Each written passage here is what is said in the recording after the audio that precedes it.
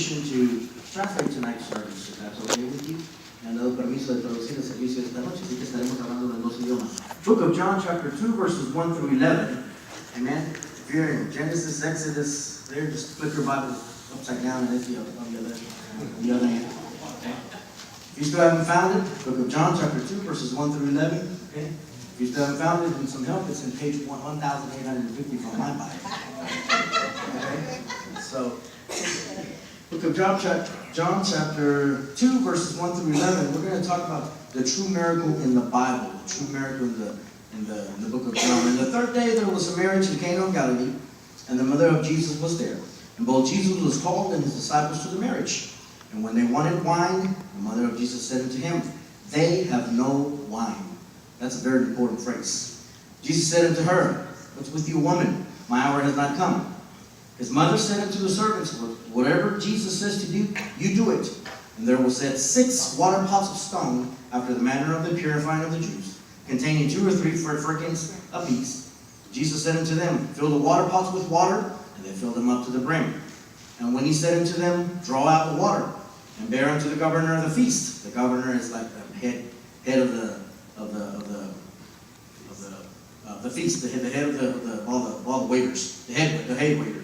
When the ruler of the feast had tasted the water that was made into wine, and knew not where it came from, but the servants which drew the water knew, the governor of the feast called the bridegroom. It was very important that they called the bridegroom. There was a reason for that.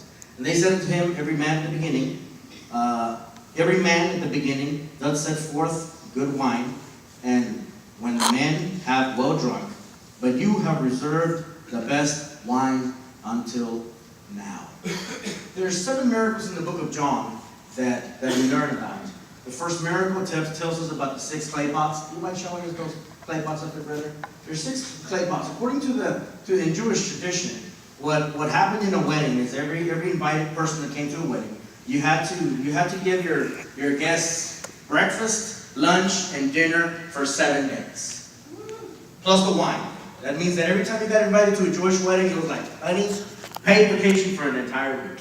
And it was just like that. So the bride and the groom would make up their list, and they would go fulfill it. The mother and the father would go buy all the wine that was needed for the wedding. When they came back, then the party got started.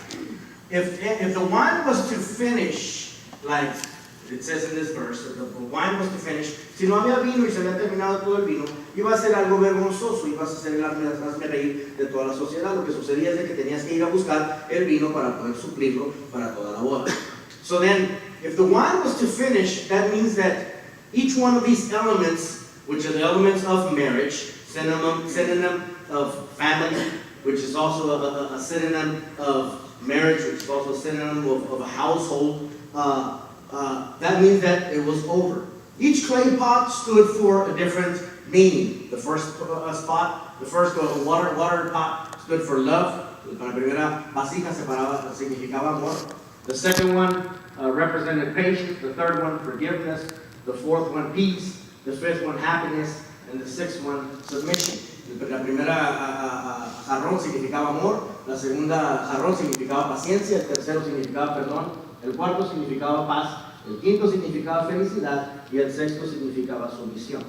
If any of these elements was to finish in your home, that means the party was over. Meaning, the true miracle in a Jewish wedding is not that Jesus converted the water into wine.